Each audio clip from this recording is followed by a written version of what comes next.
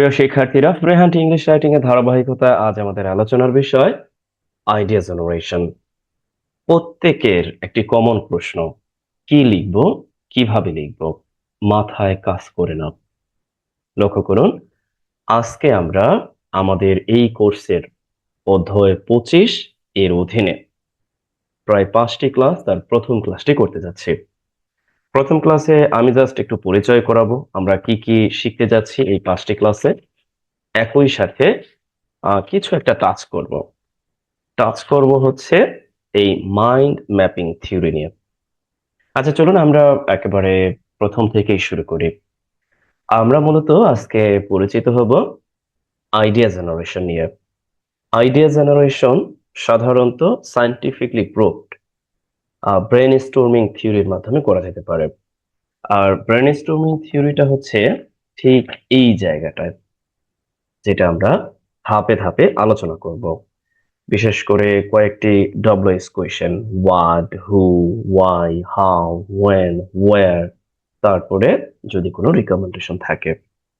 আচ্ছা, প্রত্যেকটা লেখার জন্য আলাদা আলাদা এই মাইন্ড ম্যাপিং থিওরিটা কাজে লাগে। এরপরে আমরা আরো দু একটি ক্লাসে এই ব্যাপারগুলো নিয়ে বিস্তর আলোচনা করব, কিভাবে লিখব। বিশেষ করে আমরা যখন কেউ আহ পত্রিকার যে লেখাটা আমরা দেখতে পাই, সেই লেখাটা ঠিক কোন উপায়ে, কোন ভাবে চিন্তা করে আমরা লিখতে পারি। মূলত আপনি একটা টপিক নিয়ে লিখতে চাইলেন আর লেখা হয়ে গেল, মোটেও না। এটার পন্থা আছে। পরীক্ষায় বসে আপনি কিভাবে লিখবেন, মানে আপনার কমন, পরীক্ষায় বসবেন কিভাবে লিখবেন। আবার যদি এমন হয় পরীক্ষায় প্রশ্ন কমন পড়েনি, তখন কিভাবে লিখবেন। আবারও রিসার্চের যে ডেটা, সেটা আপনি কিভাবে সংগ্রহ করবেন। অথবা যারা স্বাভাবিকই বাসায় বসে লিখতে চান, তারা কিভাবে লিখবেন। একই সাথে প্যারাফ্রাইজিং, যদিও এটার আলোচনা আমরা আলাদা একটা অধ্যায় করেছি, আপনাদের জানা আছে। আচ্ছা, চলো আমরা এক কাজ করি, ইন্ট্রোডাক্টরি পর্ব আমাদের শেষ, যে আমরা কিভাবে কি শিখতে পারি এই অধ্যায় থেকে। এখন আসুন আমরা ধাপে ধাপে আলোচনা করি। প্রথমত এই ব্রেনস্টর্মিং থিওরি, এবং ব্রেনস্টর্মিং থিওরিরই আরেকটি নাম মাইন্ড ম্যাপিং থিওরি, অথবা আমরা এটাকে আবার বলে থাকি কোশ্চেন বেস থিওরি। আচ্ছা, যাই হোক না কেন, দেখুন এই ব্যাপারগুলো একেবারে সুস্পষ্টভাবে আপনাদেরকে একটা পিডিএফ এর মাধ্যমে এখানে দিয়ে দেওয়া হয়েছে, যেটা আপনারা আমাদের এই কোর্সেরই সাইডে, মানে যেখান থেকে আপনি ভিডিওটা দেখছেন সেই সাইডে পিডিএফ আকারে পাবেন। এটার অধীনেই মূলত আমাদের 5টি ক্লাস। দেখুন এখানে স্পষ্টভাবে সবকিছু বলা আছে আপনি কিভাবে কি করবেন। কেমন? টেবিল অফ কন্টেন্ট, কোন বিষয়গুলো আলোচনা হয়েছে, এখানে অনেক ধরনের লেখা আছে, যেমন প্যারাগ্রাফ কিভাবে লিখবেন, এসে কিভাবে লিখবেন, বা কোনো একটা টপিকের সাধারণভাবে লেখার জন্য কিভাবে লিখবেন, সেই টপিকগুলো এখানে টেবিল অফ কন্টেন্ট আকারে সাজানো আছে। আচ্ছা, দেখুন এখানে সুন্দরভাবে সাজানো আছে brainstorming or mind mapping based ডব্লিউএস কোয়েশ্চেনিং স্টেজ, আপনার কি কি করণীয়, সবকিছুই সাজানো আছে। আমি জাস্ট আপনাদেরকে প্র্যাকটিক্যালি এখানে জাস্ট একটু শো করব, বাট এই বিষয়গুলোই এখানে আরো বিস্তারিত সাজানো আছে। আপনি প্রত্যেকটা বিষয় যদি পুঙ্খানুপুঙ্খ রূপে একটু যাচাই বাছাই করেন, উপলব্ধি করেন, আশা করি আপনি যে প্রশ্নটা করেন কি লিখবো, এই প্রশ্নটা থেকে আপনি বেরিয়ে আসতে পারবেন ইনশাআল্লাহ। তাহলে আর দেরি কেন, আমরা আমাদের ধারাবাহিকতা বজায় রাখতে প্রথম থেকে শুরু করতে পারি। আমি মূলত পিডিএফ একটু পর আসছি, আমি আপনাদের জাস্ট এইখানে সরাসরি এইটা একটু শো করে দেখাচ্ছি। দেখুন, এই মাইন্ড ম্যাপিং থিওরি অথবা ব্রেনস্টর্মিং থিওরি, বা আমরা যাকে বলি কোশ্চেন বেস স্টেজ, এই ব্যাপারটা কিভাবে কাজ করে, রাইট? আচ্ছা, আমরা যখন কোনো কিছু লিখতে চাই, তখন আমাদের মূলত সমস্যাটা কোথায় বলুন তো? দুইটা প্রধানত সমস্যা। তা হলো, আমরা কি লিখব সেটা কখনোই ডিফাইন করতে চাই না। At first, you have to define. You have to define what you are wanna write, কি লিখতে চান সেটা আপনাকে অবশ্যই ডিফাইন করতে হবে, টপিকটা সিলেক্ট করতে হবে। হতে পারে বর্তমান সমসাময়িক ব্যাপার, আপনি ওয়াটার লগিং নিয়ে লিখবেন, মানে জলাবদ্ধতা। ফার্স্ট অফ অল আপনাকে তো এটা সিলেক্ট করতে হবে যে আপনার আজকের টপিকটা হলো জলাবদ্ধতা, অথবা আপনি বললেন আপনার টপিক হলো এনার্জি ক্রাইসিস, বা আপনার টপিকটা হলো যে emergence of new tool in the field of war, মানে আহ, এই যে যুদ্ধের মাঠে নতুন একটা কৌশল, বা আমরা বলতে পারি টুল, যেটাকে আমরা বলে থাকি যে উপায় বের হয়েছে, ইটস হর্মস, রাইট, মধ্যপ্রাচ্যকে কেন্দ্র করে। দেখুন, এই প্রত্যেকটা টপিকই ফার্স্ট অফ অল আপনাকে সিলেক্ট করতে হবে যে এটা আপনার টপিক। এখন সেই টপিকের উপর কোন বেসিসে লিখবেন, আপনি কি এটা এসে হিসাবে লিখবেন? দেখুন, বিস্তারিত কিন্তু লেখা আছে, জাস্ট আমি মৌখিকভাবে বলছি। আপনি কি সেই টপিকের উপর এসে ভিত্তিক লিখবেন, নাকি প্যারাগ্রাফ আকারে লিখবেন, নাকি ফোকাস রাইটিং লিখবেন, নাকি একটা লেটার লিখবেন, নাকি কাউকে চিঠি লিখবেন, সেইটা কিন্তু স্ট্রাকচার বেসিসে আলাদা আলাদা হবে। কিন্তু আইডিয়া জেনারেটের যেই থিমটা, আইডিয়া জেনারেট করার যেই ব্যাপারটা বা কৌশল বা ক্ষমতাটা, এটা কিন্তু সব জায়গায় একই। আমি আবারও বলছি, আপনাকে যদি আজকে একটা টপিক দেওয়া হয় ওয়াটার লগিং, এবং আপনাকে লিখতে বলা হয় একটা প্যারাগ্রাফ লিখবেন, তাহলে তো আপনাকে লিখতে হবে একটা প্যারা। আমরা যেটা জানি, যেখানে আর কোনো প্যারা হবে না, জাস্ট একটা প্যারা হবে, সেখানে 8 থেকে 9টি লাইন হবে। আর যদি খাতায় লিখে, তাহলে সেই লাইনগুলো হতে পারে আনুমানিক, আমরা যদি ধরি 1 পেজ, মোটামুটি 16 থেকে 15 পেজ, বা 15 থেকে 16 পেজ, বা এর আশেপাশে। আচ্ছা, এই লেখা লেখার জন্য জাস্ট ওয়াটার লগিং কি, আহ মূলত এটা কোথায় ঘটে, বা এটা কখন ঘটে, এবং কিভাবে ঘটে, এবং কারা ভুক্তভোগী হয়, শেষ। আপনি যদি জাস্ট এই 4-5টা লাইন উত্তর দিতে পারেন, জাস্ট আমি আপনাকে বলছি, মাইন্ড ম্যাপিং থিওরি ব্যাপারটা এরকম। আপনি প্রথমত মাইন্ড ম্যাপের থিওরির অধীনে ওয়াটার লগিং টপিকটা সিলেক্ট করলেন, তারপরে বললেন what is the topic, water logging ব্যাপারটা কি আসলে। দেখুন তো, আপনি যাই লিখতে যান, এসে লিখতে যান, ফোকাস রাইটিং লিখতে যান, প্যারাগ্রাফ লিখতে যান, বা লেটার লিখতে যান, বা যাই করুন না কেন, লেটার লিখলে যদিও আপনি সরাসরি লেখা শুরু করে দিবেন, যে এটা একটা সমস্যা। বাট আপনি যদি সেই টপিকটাকে ডিফাইন করেন, ডিফাইনটা কিন্তু অনেকভাবে হতে পারে, রাইট? ডিফাইন করার একটা ল্যাঙ্গুয়েজ আছে, সেই ল্যাঙ্গুয়েজটা আপনি জেনে নেবেন, কিছু ওয়ার্ড আছে। ডিফাইন মানে ডিফাইন, ডিফিনেশন দেওয়া, ব্যাপারটা বোঝা যে আসলে এটা। এখন এই ওয়াটার লগিং ব্যাপারটা আসলে কি, জলাবদ্ধতা, বিনিময়ে জলাবদ্ধতা কি আসলে? জলাবদ্ধতা হলো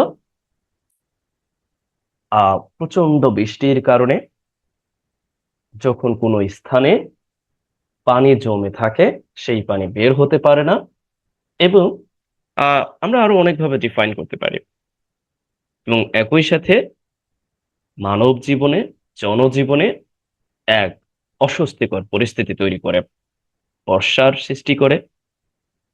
এখন আর বেশ বেশ কিছু ব্যাপার আছে। আচ্ছা, ট্রেনগুলো আটকে থাকে, দিস ইজ ওয়াটার লগিং। এরপরে আসলো হু আর দ্য রিলেভেন্ট, মানে এই যে যে ওয়াটার লগিং ব্যাপারটা, এটার সাথে আসলে কারা সম্পর্কিত, বা এখানে আছে ওয়াই, কেন এটা ঘটে, আবার আছে এটা কখন ঘটে। দেখুন তো, আপনি যদি প্রশ্ন করেন এই ওয়াটার লগিংটা কখন ঘটে, অবশ্যই এই যে যে প্রচন্ড বৃষ্টিটা কখন হয়, বা হ্যাভি যে রেইনফলটা, কনসিকিউটিভ ডেইজ, মিনিং দ্যাট এই যে ধারাবাহিকভাবে দিনের পর দিন হয়, এটা সাধারণত মৌসুমী জলবায়ুর প্রভাবে। আমরা যতটুকু জানি, ইভেন এখন বৃষ্টি হচ্ছে, আমি যদি আপনাদেরকে একটু দেখাই।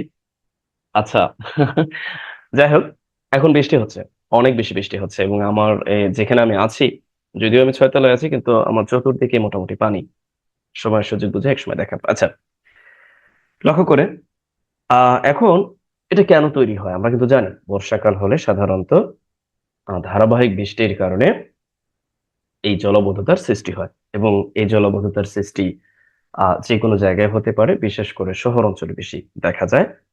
একই সাথে বন্যা প্রবণ এলাকা ওই ব্যাপারটা লক্ষ্য করা যায়। এখন দেখুন, আহ এটার দ্বারা কারা ভুক্তভোগী? আপনি বললেন যে এটা আসলে কারা ভুক্তভোগী, কিভাবে এটা এফেক্ট ফেলে। তো স্পষ্ট, আমরা তো জানি কারা ভুক্তভোগী। আচ্ছা আমাকে বলুন তো, এই যে ওয়াটার লগিং লিখতে গিয়ে আপনাকে তো আমার মনে হয় পড়তেও হবে না।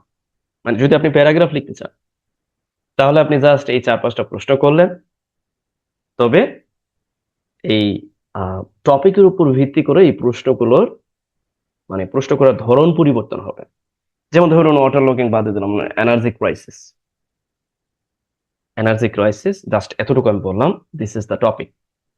যদিও এখন কিছুটা স্টেবল, না স্টেবল এখনো হয়নি, কারণ ট্রাম্প এখনো তার যেই আহ কূটবুদ্ধি, ফাজলামি এবং কি আমরা যাকে বলি বিগ্রহ, এটা চলমান রেখেছেন। আচ্ছা, এমন তো অবস্থায় আপনাকে এনার্জি ক্রাইসিস নিয়ে লিখতে বলা হলো, এবং সেখানে কোলন দিয়ে বলা হলো যে ওয়ার্ল্ড ইকোনমি ডিক্রিজিং, মানে নিচের দিকে যাচ্ছে, বা আমরা যেটাকে বলি ডিক্লাইন হচ্ছে। দেখুন, যদি আপনাকে এসে লিখতে বলা হয়, প্যারাগ্রাফ লিখতে বলা হয়, ফোকাস রাইটিং লিখতে বলা হয়, যাই বলা হোক না কেন, আলটিমেটলি ফার্স্ট অফ অল আপনি কি করবেন? এনার্জি ক্রাইসিস ব্যাপারটা আসলে কি, আর এটা মূলত কিভাবে তৈরি হলো দেখুন তো। আপনি প্রশ্নগুলো করুন ধাপে ধাপে, এটা ব্যাপারটা কি, কারা এটার সাথে সম্পৃক্ত। এনার্জি ক্রাইসিস শুরু স্পষ্টভাবে আমরা জানি যে so called powerful country including USA, Western countries, and an illegal or illegitimate state name Israel. বললাম না পুরোপুরি স্পষ্ট করে নামটা। এট দ্য সেম টাইম আমরা এটাও উল্লেখ করতে পারি যে ইরানও কিন্তু এটার সাথেই আছেন। আচ্ছা, এরা কিন্তু রিলেভেন্ট, এটার সাথে সম্পৃক্ত। এদের আমরা বলতে পারি যে ইচ্ছাকৃত যেই প্রচেষ্টা বা অনিচ্ছাকৃত, যাই বলি না কেন, তাদের কারণেই তো মূলত এই ব্যাপারটা হচ্ছে। এখন আপনি বলতে পারেন কেন, দেখুন তো প্রশ্নগুলো, মানে এটা কেন, মানে এটা কেন বিষয়টা গুরুত্বপূর্ণ। আমরা তো ইতিমধ্যে জানি যে এটার ভুক্তভোগী developing countries, at the same time those countries are mainly oil importing countries, oil imported, যেই দেশগুলো সাধারণত তেল আমদানি করে চলে, সেই দেশগুলো ইতিমধ্যেই ভুক্তভোগী, ইনক্লুডিং বাংলাদেশ। এখন আপনি জাস্ট একটু লক্ষ্য করুন যে এইটার উত্তর আপনি দিলেন প্যারাগ্রাফ স্টাইলে লেখার জন্য, তারপরে এটা আহ, কিভাবে প্রভাব ফেলে, এবং এটা ঠিক কখন মানুষের এক কথায় নজরে আসা শুরু করলো, এবং কোথায় কোথায় এই ব্যাপারটা আরো বেশি প্রভাব দেখা গেল, বা এই ব্যাপারে আদতে কোনো সলিউশন আছে কিনা। দেখুন, আমি যে ব্যাপারগুলো বলছি এগুলো কিন্তু ওই জায়গায় লিখিতভাবে সুস্পষ্ট ভাবে আছে। আমি জাস্ট মৌখিক ভাবে আপনাকে পরিচয় করিয়ে দিচ্ছি, ধারণাটা কিভাবে আপনি তৈরি করতে পারেন সেই ব্যাপারটা একটু বলছি। প্র্যাকটিক্যালি কিন্তু আমরা দেখবো। যেমন দেখুন, আপনি এখানে টপিক হিসেবে দিতে পারেন, আপনার কাছে মনে হলো যে না আপনি টপিক হিসেবে দিবেন বাংলাদেশে দুর্নীতি। First of all, you have to define what is the topic, what is the corruption. Undoubtedly, you will be presenting a definition defining the topic corruption. Corruption refers to all forms of uh, forcefully occupied or created activities that would be whether illegal or আমরা বলতে পারি যেটা একটা stall or misuse of power. এক কথায় corruption হলো অনেকগুলো crime, অপরাধের একটা ফরমেশন। আমরা করাপশন বলতে বুঝি টাকা নেওয়া, আমরা করাপশন বলতে বুঝি আহ চাকরির জন্য টাকা নেওয়া বা দেওয়া, বা এই জাতীয় যে লেনদেনটা গোপনে হয়। আসলে করাপশন কিন্তু এইটা না। করাপশন কিন্তু শুধু এইটা না, অনেকগুলো ক্রাইমের একটা মূল বলা যেতে পারে হোতা আর কি, মূল। যেমন দেখুন, আমি যদি বলি রিলেভেন্ট কারা এই করাপশনের পিছনে, মানে কারা মূলত, আপনি যদি একবার একটা লিস্ট দেওয়ার চেষ্টা করেন যে কারা রিলেভেন্ট, এসে লেখার সময় আপনার তো প্রয়োজন হতে পারে করাপশনের উপর, যেহেতু আপনাকে 10-15 পেজ লিখতে হবে, তার মানে আপনাকে জাস্ট একবার একটু চিন্তা করুন তো করাপশনের সাথে করাপ্ট কারা। আপনি এই লিস্ট দিতে গিয়ে আমার তো মনে হয় যে 4-5 পেজ এমনি চলে যাবে। জাস্ট একটা লিস্ট দিবেন, সেখানে বুলেট পয়েন্ট দিয়ে দেবেন, দেখুন তো কারা করাপশন, করাপ্ট কারা। প্রথমেই আপনি দিবেন পলিটিশিয়ান, দ্বিতীয়ত আপনি দিবেন গভর্নমেন্ট অফিসিয়াল, তৃতীয়ত আপনি দিবেন স্কুল কলেজের যারা, না বলাটাই উচিত, আচ্ছা বলিবেন। তো এইভাবে আপনি বলবেন ডক্টর, সেখানেও আছে করাপশন, তারা করাপশনের সাথে জড়িত। প্রত্যেকটা sector, private sector, government sector, public, আমরা যাই বলি না কেন, বিশ্ববিদ্যালয়গুলো, ইভেন চিটিং করে দেখবেন অনলাইনে যতগুলো ফর্ম আছে, প্রত্যেকটা ফর্ম মূলত একমাত্র ইয়া করে ফেলা, মানে কাউকে বিদায় করা ছাড়া, মোটামুটি বলা যায় সবগুলো ফর্মই করাপশনের আওতায় প্রায়ই চলে আসে। কারণ আপনি জোরপূর্বক ফোর্সফুলি কোনো কিছু করাই হচ্ছে করাপশন, এক কথা, ভয়ভীতি প্রদর্শন করে। যদিও আইনের ভাষায় প্রত্যেকটার আলাদা আলাদা ডেফিনিশন আছে, প্রত্যেকটা অপরাধের আলাদা আলাদা মাপকাঠি আছে, বাট আলটিমেটলি করাপশন আসলে কি? করাপশনকে আমরা ঠিক যেভাবে ডিফাইন করি এভাবেও আপনি করতে পারেন। আচ্ছা, এখন আসুন, যদি বলা হয় আসলে কেন এটা কিভাবে ইফেক্ট ফেলে, এটারও কিন্তু আপনি 20 থেকে 25টা বুলেট পয়েন্ট দাঁড় করাতে পারবেন কিভাবে এই করাপশন আমাদের সমাজে ইফেক্ট ফেলে। দেখুন, আপনি যখন করাপশন নিয়ে একটা প্যারাগ্রাফ লিখবেন তখন জাস্ট এর অর্থ, মানে জাস্ট এই প্রশ্নগুলোর উত্তর দিলেই হবে, আর কিচ্ছু লাগবে না। আপনি যা পারেন তাই উত্তর দিবেন। করাপশন এটা বোঝায়, করাপশন তারা তারা করে, আর করাপশনের প্রভাবে এই প্রভাবটা পড়ে, জাস্ট দুইটা একটা করে লাইন দিলেই এনাফ। বাট এসে যখন লিখবেন তখন আপনাকে বুলেট পয়েন্ট একটার পর একটা, একটার পর একটা, একটার পর একটা দিতেই হবে।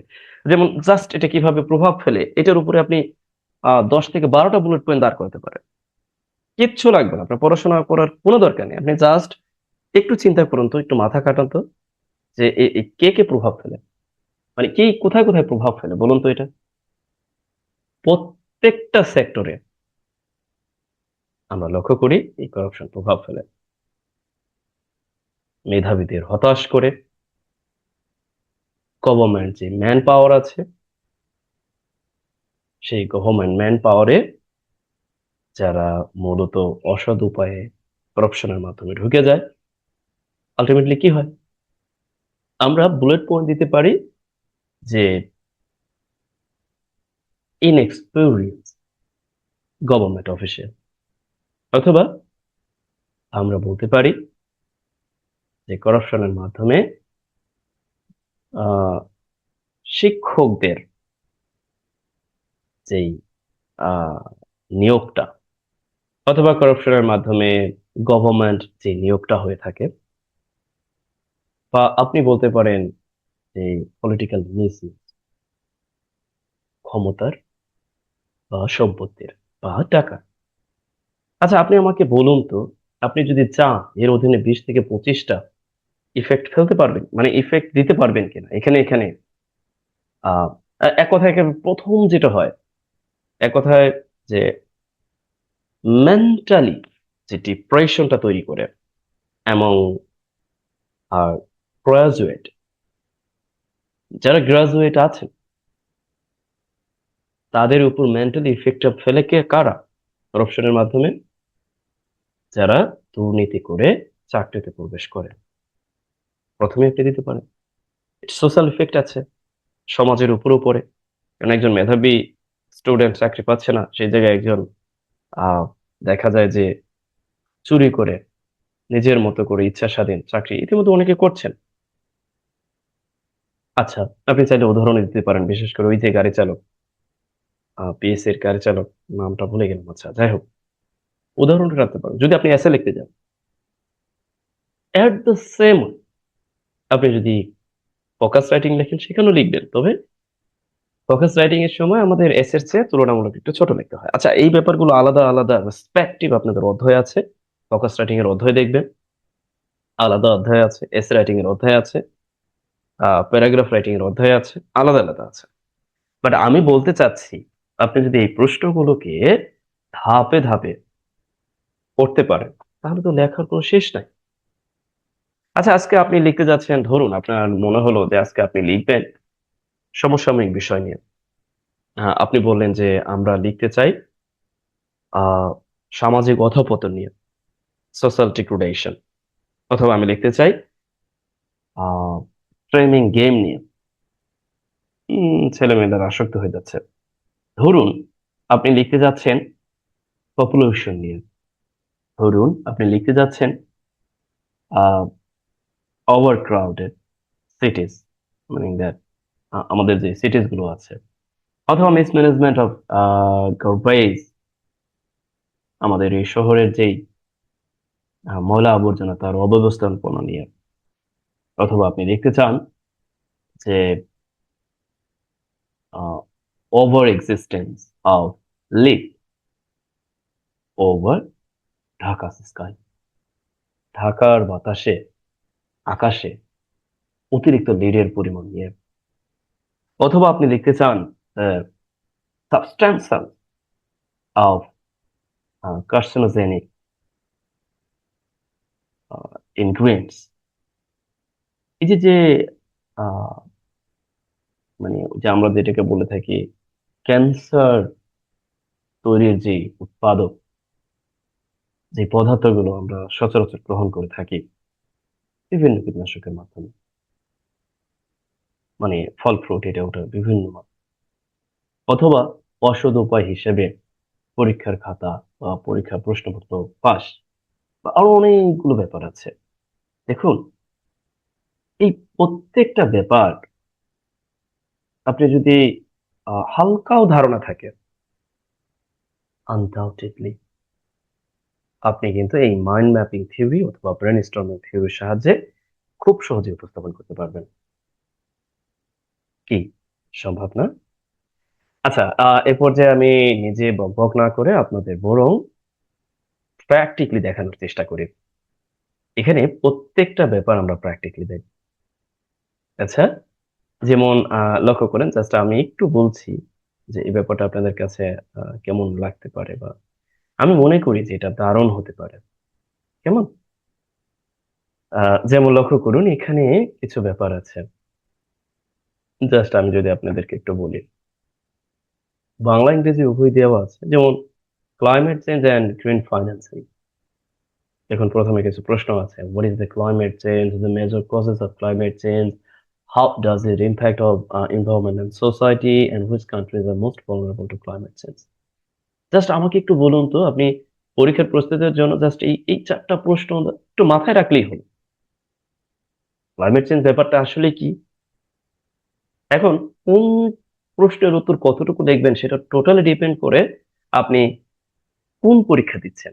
প্যারাগ্রাফের উপর দিচ্ছেন, এসের উপর দিচ্ছেন, নাকি আপনি দিচ্ছেন ফোকাস রাইটিং এর উপর। প্যারাগ্রাফের হলে তাহলে তো মোটামুটি এই চারটা প্রশ্নের উত্তর দিতে হবে এরকম একটা প্যারা। আর আপনি যদি এসে দিতে চান তাহলে এই একটা প্রশ্নের উত্তরই হচ্ছে এই একটা প্যারা। আরো হতে পারে। তবে প্রাইমারি স্টেজে জাস্ট এস এর জন্য একটা para. What is the major causes of climate change? You can't believe, শুধু এইটার জন্য আপনি কমপক্ষে প্যারাগ্রাফের জন্য লিখবেন মাত্র 2 লাইন। বাট আপনি যদি এসে লিখতে যান তাহলে আপনাকে লিখতে হবে 5 পেজ। মেজর কজেস, প্রধান কারণগুলো কি? আপনি এখানে বুলেট পয়েন্ট দিবেন একটার পর একটা, একটার পর একটা, কোনো বন্ধ নাই। একটার পর একটা বুলেট পয়েন্ট দিতেই থাকবে। এখন বলতে পারেন বুলেট পয়েন্ট, ইয়েস, আপনাকে বুলেট পয়েন্ট ক্রিয়েট করে শিখতে হবে। মেজর কজ গুলো কি? রাইট? আমরা তো অনেকগুলো কজ জানি। যেমন দেখুন এখানে যদিও প্যারাগ্রাফ স্টাইলে আছে, আহ জাস্ট এখানে বলা আছে, কোনো মানে ইয়া করা হয়নি, জাস্ট এমনি একটু বলে দেওয়া আছে যে মেজর কজ গুলো হচ্ছে burning fossil fuels, deforestation, industrial emission, কয়েকটা নাম দেওয়া আছে।